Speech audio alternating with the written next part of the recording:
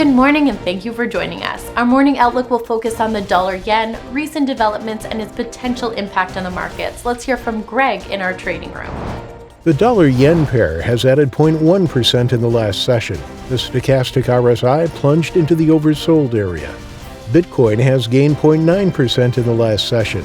The ultimate oscillator transitioned into the negative zone.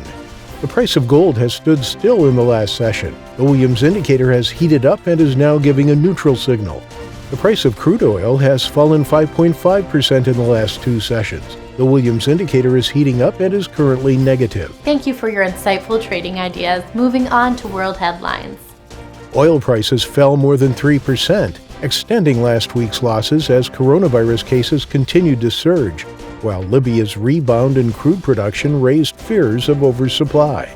The dollar gained as surging coronavirus cases in Europe and the United States and a lack of progress on a U.S. stimulus package made traders turn to the safe haven currency.